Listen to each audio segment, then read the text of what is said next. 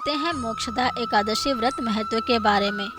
मोक्षदा एकादशी उपवास से उत्तम और मोक्ष प्रदान करने वाला कोई भी दूसरा व्रत नहीं है। मोक्षदा एकादशी का उपवास करने वाले मनुष्य का ही नहीं अपितु उनके पितरों का भी भला करता है। अपने किसी सगे सहोदर मित्र बंधु को भी इस उपवास का फल अर्पण करने से उनके सभी पापों व कलेशों का नाश हो जाता है। अब साथ ही श्रवण करते हैं मोक्षदा एकादशी व्रत कथा को। मोक्षदा एकादशी व्रत कथा। गोकुल नाम के नगर में वैखानस नामक राजा राज्य करता था। उनके राज्य में चारों वेदों के ज्ञाता ब्राह्मण रहते थे। वह राजा अपने प्रजा का पुत्रवत पालन करता था। एक बार रात्रि में राजा ने एक स्वप्न देखा कि उसके पिता नरक में हैं। उसे बड़ा आश्चर्य हुआ। प्रातः वह विद्वान ब्राह्मणों के पास गया और अपना स्वप्न सुनाया। कहा, मैंने अपने पिता को नरक में कष्ट उठाते देखा है। उन्होंने मुझसे कहा कि हे पुत्र, मैं नरक में पड़ा हूँ, यहाँ से तुम मुझे मुक्त कराओ। जब से मैंने ये वचन सुने हैं तब से मैं बहुत बेचैन हूँ। चित्त में बड़ी अशांति हो रही है।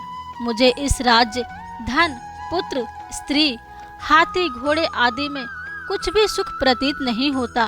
क्या करूं? राजा ने कहा, हे ब्राह्मण देवताओं, इस दुख के कारण मेरा सारा शरीर जल रहा है। अब आप कृपा करके कोई तप, दान, व्रत आदि ऐसा उपाय बताइए जिससे मेरे पिता को मुक्ति मिल जाए। उस पुत्र का जीवन व्यर्थ है जो अपने माता पिता का उद्धार ना कर सके। एक उत्तम पुत्र जो अपने माता पिता तथा पूर्वजों का उद्धार करता है वह 1000 मूर्ख पुत्रों से अच्छा है। जैसे एक चंद्रमा सारे जगत में प्रकाश कर देता है परंतु हजारों तारे नहीं कर सकते। ब्राह्मणों ने कहा, हे राजन, यहाँ पास ही भूत, भविष्य, वर्तमान के ज्ञाता पर्वत ऋषि का आश्रम है।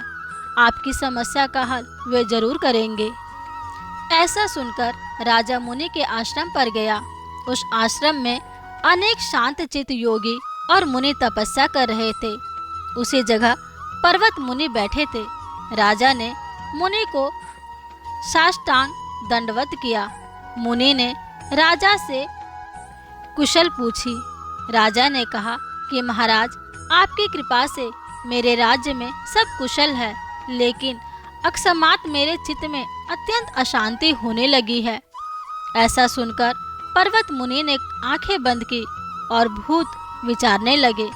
फिर बोले, हे राजन, मैंने योग के बल से तुम्हारे पिता के कुकर्मों को जान लिया है।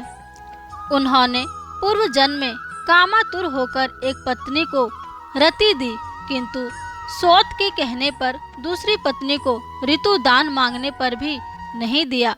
उसी पाप कर्म के कारण तुम्हारे पिता को नरक में जाना पड़ा।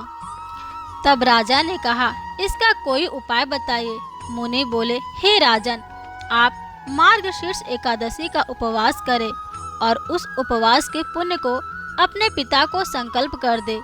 इसके प्रभाव से आपके पिता की अवश्य नरक से मुक्ति होगी। मुनि के ये वचन सुनकर राजा महल में आया और मुनि के कहने अनुसार कुटुंब सहित मोक्षदा एकादशी का व्रत किया। इसके उपवास का पुण्य अपने पिता को अर्पण कर दिया। इसके प्रभाव से उसके पिता को मुक्ति मिल गई और स्वर्ग में जाते हुए वे पुत्र से कहने लगे, हे पुत्र, तेरा कल्याण हो। यह कहकर स्वर्ग चले गए। मार्गशीर्ष मास की शुक्ल पक्ष की मोक्षदा एकादशी का जो व्रत करते हैं उनके समस्त पाप नष्ट हो जाते हैं। इस व्रत से बढ़कर मोक्ष देने वाला और कोई व्रत नहीं है। इस दिन गीता जयंती मनाई जाती है और साथ ही यह धनुर्मास की एकादशी कहलाती है। अतः इस एकादशी का महत्व कई गुना और भी बढ़ जाता है। इस दिन से गीता पाठ का अनुष्ठान प्रारंभ करें तथा प्रतिदिन थोड़ी देर गीता अवश्य पढ़ें। दोस्तों, आपसे नम्र विनती है कि इस वीडियो को अधिक से अधिक शेयर करें ताकि और भी लोग इस वीडियो का लाभ उठा सके और मोक्षदा एकादशी के व्रत के नियम पालन तथा कथा को श्रवण करें। तो दोस्तों, ये थी आज की जानकारी। वीडियो अच्छी लगी हो तो वीडियो को शेयर करना ना भूलें और चैनल पर नए हैं तो चैनल को जरूर सब्सक्राइब करें, ताकि ऐसी ही वीडियो मैं आपके लिए लाती रहूं। हरे कृष्णा, हरे राम, हर हर महादेव।